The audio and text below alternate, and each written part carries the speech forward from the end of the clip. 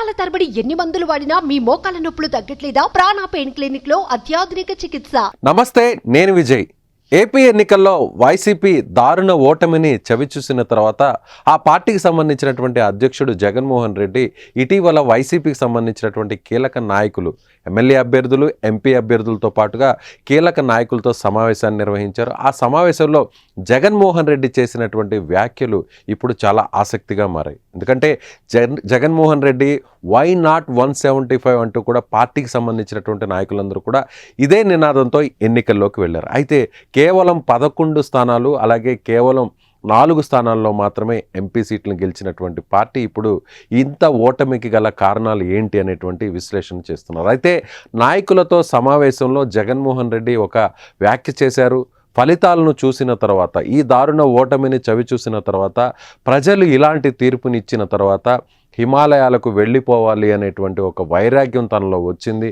కానీ అదే ప్రజలు, ఓటర్లు 40% ఓట్లను తమకిచ్చారు కాబట్టి వెంటనే 2-3 రోజుల తర్వాత ఆ ఓటమి నుంచి తేరుకున్న తర్వాత వెంటనే తాను ఇక ప్రజాక్షేత్రంలో ఉండాలి, ప్రజలు 40% మంది ప్రజలు తమ వైపు ఉన్నారు కాబట్టి వారి వెంట నిలవాలి అనేటువంటి ఉద్దేశంతోనే ఇప్పుడు ప్రజాక్షేత్రంలోకి వెళుతున్నాను, అందుకే పర్యటనలు కూడా కొనసాగిస్తున్నాను, క్షేత్రస్థాయి పర్యటనలు అంటూ కూడా జగన్మోహన్ రెడ్డి నాయకులకు ధైర్యం చెప్పేటువంటి ప్రయత్నం చేశారు. నాయకుల్లో ఒక ఆత్మవిశ్వాసాన్ని పెంపొందించేటువంటి ప్రయత్నం చేశారు. అయితే జగన్మోహన్ రెడ్డి చాలా ప్రాక్టికల్గా కనిపించేటువంటి జగన్మోహన్ రెడ్డి నాయకులతో జరిగినటువంటి సంభాషణలో, సమావేశంలో ఇలాంటి వ్యాఖ్యలు చేయడం మీద ఇప్పుడు ఆ పార్టీకి సంబంధించినటువంటి నాయకులు చర్చించుకుంటున్నారు. ముఖ్యంగా జగన్మోహన్ రెడ్డి లాంటి నాయకుడు, ఎంతో ధైర్యంగా నిలబడేటువంటి నాయకుడు ఇలాంటి వ్యాఖ్యలు అంటే ఇంత దారుణ ఓటమి చవి చూసిన తర్వాత నేరుగా హిమాలయాలకు వెళ్ళిపోవాలి అని అనిపించింది తనకు అంటూ కూడా నాయకులకు చెప్పినటువంటి తీరు మీద ఇప్పుడు వైసీపీకి సంబంధించినటువంటి నాయకులే అంతర్గతంగా చర్చించుకునేటువంటి పరిస్థితి. అయితే జగన్మోహన్ రెడ్డి వెంటనే 2-3 రోజుల వరకు తాను ఎవరితో కూడా మాట్లాడదలుచుకోలేదు.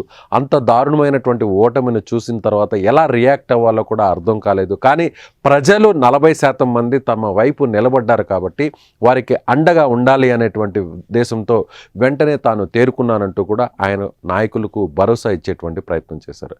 ఇటీవల జగన్మోహన్ రెడ్డి ప్రమాణ స్వీకార కార్యక్రమంలో కూడా తెలుగుదేశం పార్టీ, అలాగే అక్కడ ఉన్నటువంటి స్పీకర్ వ్యవహరించినటువంటి తీరు మీద కూడా ఆయన నేరుగా స్పీకర్కు ఒక లేఖ కూడా రాశారు. ప్రతిపక్ష హోదా ఇవ్వడానికి కేవలం 10% సీట్లన్నా తప్పనిసరిగా రావాలి అంటూ కూడా ఎక్కడైనా శాసనసభకు సంబంధించినటువంటి నిబంధనలో ఏమైనా ఉందా, మీరు తనను అవమానిస్తున్నారు అంటూ కూడా జగన్మోహన్ రెడ్డి లేఖ రాసినటువంటి విషయం తెలిసిందే. ఆ తర్వాత ఆయన ఒకే ఒక్క రోజు అసెంబ్లీకి రావడం జరిగింది.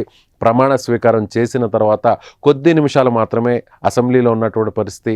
ఆ తర్వాత ఆయన అక్కడి నుంచి నేరుగా బయటకు వచ్చేయడం జరిగింది. ఆ తర్వాత ఆయన కడప జిల్లా పర్యటనకు వెళ్ళినటువంటి పరిస్థితి. ఇకపై క్షేత్రస్థాయిలో నాయకులకు, కార్యకర్తలకు అండగా నిలబడాలి, తిరిగి పార్టీని బలోపేతం చేయాలి, తిరిగి పార్టీలో ఆత్మవిశ్వాసాన్ని పెంపొందించాలి అనేటువంటి ఉద్దేశంతోనే జగన్మోహన్ రెడ్డి నాయకులకు ధైర్యాన్ని ఇచ్చేటువంటి క్రమంలోనే ఇలాంటి వ్యాఖ్యలు చేశారని వైసీపీకి సంబంధించినటువంటి కీలక నాయకులు చెప్తున్నారు. అయితే ఇప్పుడు వైసీపీ ముందున్నటువంటి లక్ష్యం ఒకే ఒకటి, కార్యకర్తల్లో ధైర్యం నింపాలి.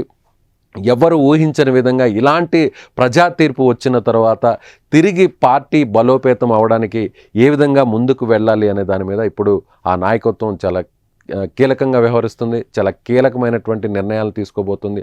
అందుకే జగన్మోహన్ రెడ్డి ఇలాంటి వ్యాఖ్యలు చేశారని వైసీపీకి సంబంధించినటువంటి నేతలందరూ కూడా చెప్తున్నారు. మిగిలినటువంటి నాయకులందరూ కూడా తనలాగే వెంటనే ధైర్యం తెచ్చుకొని మేల్కోవాలి, ప్రజల్లో ఉండాలి, ప్రజాక్షేత్రంలో ఉండాలి, పార్టీ కార్యకర్తలకు అండగా నిలబడాలంటూ కూడా జగన్మోహన్ రెడ్డి చేసినటువంటి వ్యాఖ్యలు ఇప్పుడు మొత్తం రాజకీయ వర్గాల్లోనే ఆసక్తిగా మారాయని చెప్పవచ్చు. మరోవైపు వైసీపీకి సంబంధించినటువంటి పార్టీ కార్యాలయాలన్నీ కూడా ప్రభుత్వ నిబంధనలకు వ్యతిరేకంగా ఆక్రమించుకొని ప్రభుత్వ స్థలాల్లో కట్టారంటూ కూడా ఇప్పటికే అన్ని జిల్లాల్లో కూడా ప్రభుత్వానికి సంబంధించినటువంటి అధికారులంతా కూడా నోటీసులు ఇవ్వడం జరిగింది. అమరావతిలో కూడా వైసీపీ పార్టీకి సంబంధించినటువంటి ప్రధాన కార్యాలయం నిబంధనలకు వ్యతిరేకంగా నిర్మించారంటూ కూడా కూల్చివేసినటువంటి విషయం తెలిసింది. మరోవైపు మాచర్ల మాజీ ఎమ్మెల్యే వైసీపీ అభ్యర్థి పిన్నెల్లి రామకృష్ణారెడ్డి కూడా అక్కడే పోలింగ్ సమయంలో ఆయన ఈవీఎంలను ధ్వంసం చేయడం, అలాగే తెలుగుదేశం పార్టీకి సంబంధించినటువంటి ఏజెంట్ల మీద దాడి చేయడం, గతంలో కూడా సిఐ మీద దాడి చేసినటువంటి కేసులు. సో ఆ కేసుల నేపథ్యంలో హైకోర్టు ఒక్కసారిగా ఆయనకి ఇచ్చినటువంటి ముందస్తు బెయిల్ను రద్దు చేయడంతో పోలీసులు వెంటనే ఆయన్ని అరెస్ట్ చేయడం, ఆ తర్వాత ప్రస్తుతం ఆయన రిమాండ్లో జైలుకు వెళ్ళినటువంటి పరిస్థితి.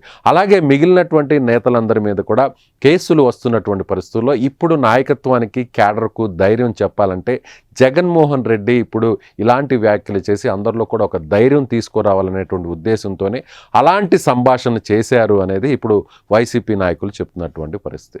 సో ఓవరాల్గా చూస్తే జగన్మోహన్ రెడ్డి ఓటమి చవి చూసిన తర్వాత, ఇంత దారుణ ఓటమి వచ్చిన తర్వాత తాను ఒక్కసారిగా వైరాగ్యంలోకి వెళ్ళిపోయారా, వైరాగ్యంలోకి వెళ్ళి హిమాలయాలకు వెళ్ళిపోవాలనిపించిందంటూ ఆయన వ్యాఖ్యలు చేశారా అనే దానిపై ఇప్పుడు అన్ని పార్టీలకు సంబంధించినటువంటి నాయకులు చర్చించుకుంటున్నారు. అయితే వైసీపీ మాత్రం నాయకుల్లో భరోసా ఇవ్వడానికి, వారికి అండగా నిలబడడానికి, వారిలో ఆత్మవిశ్వాసాన్ని పెంపొందించడానికే జగన్మోహన్ రెడ్డి ఇలాంటి వ్యాఖ్యలు చేశారని వైసీపీ సమర్థించుకుంటుంది. సుమన్ టీవీలో మీ పర్సనల్ అండ్ బిజినెస్ ప్రమోషన్స్ కోసం కింది నెంబర్కి కాంటాక్ట్ చేయండి.